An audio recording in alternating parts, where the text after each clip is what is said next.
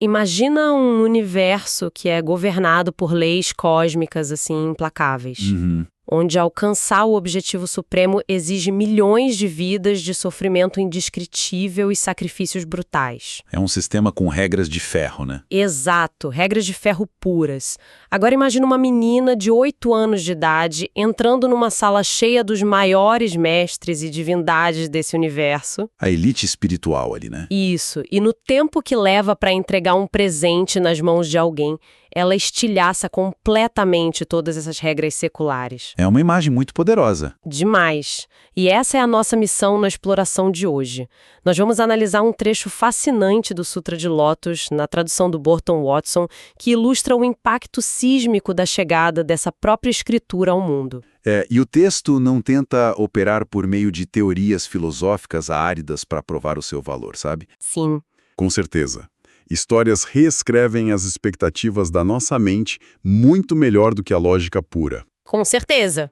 O que a gente vê nesse relato é a construção meticulosa de um cenário onde a simples presença do Sutra de Lótus torna possível aquilo que a estrutura cosmológica tradicional considerava, não apenas improvável, mas estruturalmente impossível mesmo. Bom, vamos desempacotar isso, porque a narrativa escolhe deliberadamente a candidata mais improvável de toda a existência para ser o ponto de ignição dessa revolução. A menos qualificada, digamos assim, pelos padrões da época. Exatamente. É tipo tentar zerar um videogame na dificuldade máxima, sabe? Mas o sistema te obriga a usar um personagem que tem atributos negativos em todas as categorias de sobrevivência. Uma excelente analogia. Pois é. A protagonista que entra em cena é a filha do rei dragão, um naga, chamado Sagara.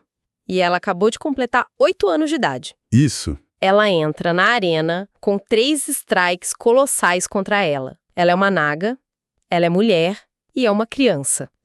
E o peso esmagador de cada um desses atributos, na cosmologia da época, é justamente o que dá tração à história. Nossa, e como pesa! Pois é. O primeiro obstáculo, a natureza naga dela, carrega uma bagagem pesadíssima. Corpos não humanos na hierarquia daquele pensamento operavam sob uma malha kármica tão densa... Tipo um bloqueio mesmo. Sim, uma malha tão densa que eles eram considerados incapazes de servir como suporte físico e espiritual para o despertar. Uau! A forma física, nesse contexto, não era só um detalhe biológico, sabe? Era o reflexo direto de dívidas e limitações acumuladas em vidas passadas. Ou seja, era uma âncora invisível que impedia ela de sequer entrar na corrida, né? Perfeito, uma âncora. E o segundo fator, o corpo feminino, intensifica essa âncora ainda mais. As barreiras de gênero da época. Exato. Lembrando sempre que estamos relatando as crenças estruturais descritas no texto, né? Havia essa crença de que a biologia feminina estava amarrada a certos apegos e ciclos do Sansara. Ciclos que bloqueavam o progresso. Isso, bloqueavam a capacidade de sustentar a magnitude do despertar. E aí vem o terceiro fator, a idade, que é a barreira final. 8 anos de idade? Pois é.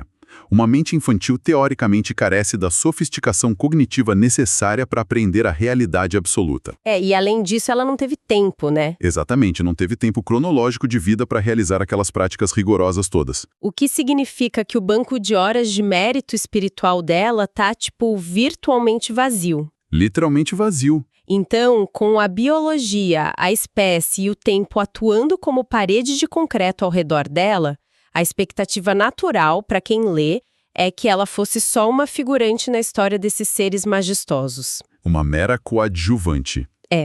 Mas o texto vira a mesa imediatamente. Ele introduz um debate acalorado entre os seres iluminados sobre o potencial real dessa menina. E quem acende o pavio dessa discussão é uma figura de peso. Sião, o Bodhisattva Manjushri. Ele não só menciona ela de passagem, ele joga na mesa uma lista de atributos sobre ela que deixa a Assembleia inteira em choque absoluto. E o Manjushri representa o ápice da sabedoria, né? Então, ele traz um peso imenso para qualquer afirmação. O selo de garantia dele. Exato. Ele atesta que essa criança tem uma sabedoria de raízes insondáveis. E ele vai além das generalidades. Ele aponta habilidades técnicas bem precisas. E a lista é bem intimidadora, viu? Ele afirma que ela domina perfeitamente os Dharanis, que ela compreende doutrinas abissais, que entra em estados de meditação profunda sem esforço algum, Sim. e tem uma compaixão tão vasta que ela enxerga todos os seres como se fossem seus próprios filhos. É um nível altíssimo. Muito. E o golpe final. Ele declara que ela concebeu o desejo pelo Bodhi e atingiu o estágio de não regressão no espaço de um único instante. Olha, para a gente entender o choque térmico que essa declaração causou na Assembleia, a gente precisa olhar para as engrenagens dessas realizações, sabe? Por favor, me explica essa dos Dharanis. Claro, os Dharanis não são simples cânticos de igreja. Eles são fórmulas mnemônicas complexas que condensam a essência de verdades cósmicas e poderes espirituais. Nossa! Praticantes avançados levavam vidas inteiras só para vislumbrar a estrutura de um Dharani. Caramba, vidas inteiras! Sim. Então uma criança dominar isso intuitivamente subverte totalmente a ideia de esforço gradual. Faz todo sentido o choque deles. E tem mais. O nível de não regressão é o ponto de não retorno espiritual. É aquele momento em que a gravidade do samsara perde a força. E a pessoa não cai mais, não recua. Exato. O ser não pode mais recuar na jornada para a eliminação. Dizer que isso aconteceu no espaço de um instante destrói a própria métrica de tempo com a qual o universo operava. Mas espera aí, eu preciso intervir aqui, porque lendo a reação do Bodhisattva chamado Sabedoria Acumulada, fica impossível não dar razão a ele, sabe? Que simplesmente não consegue acreditar. E, francamente, a lógica dele é de ferro. É muito baseada no precedente do Buda. Exato. Ele aponta para o próprio Buda Shakyamuni e lembra que o Buda passou kalpas e mais kalpas sacrificando o corpo dele, pedaço por pedaço. Em todas as partes do universo. Isso, se esgotando em práticas incrivelmente duras para atingir a iluminação. Então, como é que uma criança pulando a fila e ignorando eras de sacrifício cósmico em 1 milissegundo não invalida o sofrimento do próprio Buda? É uma pergunta excelente. Essa objeção é o verdadeiro coração filosófico do texto. Sim, eu fiquei pensando muito nisso. O sabedoria acumulada está verbalizando o paradigma do despertar gradual ali. A matemática espiritual dele é toda baseada em acúmulo. Ação, sacrifício, recompensa. Exatamente. Ação, sacrifício, tempo de sobra e só depois a recompensa. O texto não foge desse questionamento lógico. Na verdade, ele amplifica isso. Eles botam o dedo na ferida mesmo. Sim, a dúvida dele representa o choque psicológico de todo um sistema de crenças que está enfrentando a própria obsolescência. O texto precisa que a gente sinta a solidez do argumento do sabedoria acumulada para que o impacto do que vem depois seja devastador. E aqui é onde a coisa fica realmente interessante. O texto cria essa panela de pressão enorme entre o esforço infinito de kalpas passados e a promessa absurda de um milagre instantâneo. A tensão ali é palpável. Muito. E logo depois que a própria princesa aparece diante do Buda, recitando versos belíssimos que provam que ela compreende o corpo do Dharma, um novo obstáculo desponta. Como se o sabedoria acumulada não fosse suficiente, né? Pois é, parece que o universo não se contenta só com a dúvida sobre o tempo. Ele manda o Bodhisattva Shariputra para atacar diretamente a composição celular e cosmológica da menina. O Shariputra frequentemente assume esse papel de voz da ortodoxia estrita nesses textos antigos. Ele é tipo o fiscal das fronteiras do possível, sabe? O fiscal de regras. Isso. E o ataque dele não é focado na mente dela, nas qualidades mentais. É focado no invólucro físico. Ele lança as 5 objeções. E essas objeções são pedreiras. São os pilares de chumbo da cosmologia limitante da época. Eu tenho elas anotadas aqui. Ele lista 5 posições de poder supremo que o corpo de uma mulher, que ele classifica como sujo e contaminado, estaria estruturalmente proibido de ocupar. Vamos a elas. E, obviamente, um Buda. É uma restrição total. É sufocante. Quando você depara com essa lista no texto, a sensação é de sufocamento. É o próprio sistema legal do universo emitindo uma ordem de restrição. Como que essas 5 categorias funcionam como algemas tão definitivas? Olha, o que é fascinante aqui é como essas 5 categorias mapeiam a totalidade do poder secular e celestial no texto. Abrange tudo, né? Tudo. O rei sábio que gira a roda representa o ápice do domínio no mundo material secular. Já Brahma e Chakra dominam as hierarquias espirituais celestes. Tá, e a mecânica disso? Na mecânica dessa cosmologia específica, assumir qualquer um desses tronos exigia uma pureza kármica absoluta e um desapego total. Então o Shariputra não está só emitindo uma opinião solta ou um preconceito pessoal. Ele tá lendo o manual de regras, né? A constituição deles. Exatamente.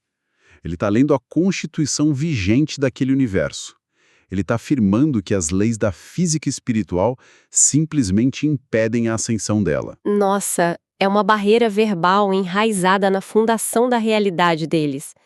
Bater de frente com isso usando argumentos retóricos seria totalmente inútil. Perda de tempo. Sim, ela poderia passar o resto da eternidade ali discursando sobre igualdade, sobre pureza da mente, e o Shariputra ia simplesmente apontar para o manual de regras e dizer não. Não dá para vencer o sistema com as palavras do próprio sistema. O que nos leva ao clímax que quebra o sistema. Porque ela não responde com uma tese, né? Ela responde com uma transação. A demonstração física como argumento irrefutável.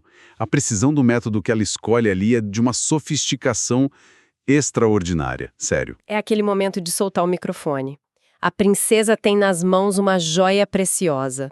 E o texto faz questão de estipular o valor dessa joia. Sim, o valor é um detalhe crucial. O valor é o equivalente a um mundo, abre aspas, 1.000 milhões de vezes multiplicado, fecha aspas. É o infinito materializado numa pedra. É surreal. Ela estende as mãos e oferece essa joia para o Buda, que aceita o presente instantaneamente. É uma fração de segundo, um movimento muito simples, de dar e receber. E se a gente conectar isso ao quadro geral da narrativa, a joia simboliza a magnitude incomensurável do despertar, né? O valor infinito da iluminação. Uhum. Mas a genialidade da cena, a verdadeira sacada, reside na mecânica do tempo. Como assim? Ao fazer o Buda aceitar o presente imediatamente, ela calibra a percepção de todo mundo na sala para a velocidade de uma ação que acontece no agora, sacou? Ah, entendi. Ela ancora a expectativa deles. Exato. Ela está estabelecendo uma nova métrica empírica de tempo. Cara, é exatamente por isso que a armadilha argumentativa dela é tão letal. Ela se vira para o Shariputra e para o Sabedoria Acumulada, os dois fiscais da realidade cósmica ali, e faz uma pergunta que encosta os dois na parede. Uma pergunta simples, né? Muito. Ela diz tipo, isso não foi feito rapidamente? E eles são testemunhas oculares de um fato físico inegável. A joia passou de uma mão para outra na frente deles. Não tem o que dizer. Eles não têm outra saída anatômica a não ser confirmar. E eles dizem muito rapidamente. Eles validam o argumento dela sem perceber. É o checkmate. No instante em que eles validam a velocidade da ação no mundo físico, ela solta a bomba espiritual. Ela diz, usem seus poderes sobrenaturais e observem-me alcançar a budeidade. Será ainda mais rápido do que isso. É de arrepiar. A audácia dessa afirmação reside justamente em fundir o microcosmo material com o macrocosmo espiritual. Uhum. Ela pega a validação empírica que eles acabaram de conceder a um evento material, dar a joia, e aplica isso diretamente à transformação espiritual mais complexa do universo. E a transformação que se segue a uma explosão visual e cósmica, né? No espaço de um único pensamento, diante daquela elite espiritual toda, ela se transforma fisicamente em um homem. Sim. Executa instantaneamente todas as práticas infindáveis de um bodhisattva, se transporta para um reino chamado Mundo Sem Manchas no sul, toma assento num lótus monumental de joias e desperta. Tudo num piscar de olhos. Ela atinge a iluminação perfeita, ostentando aquelas 32 características e os 80 traços de um Buda, e já começa a pregar a lei maravilhosa ali mesmo. A rapidez é impressionante. Então, o que tudo isso significa para a engrenagem do texto, sabe? O que a gente tira dessa transformação específica?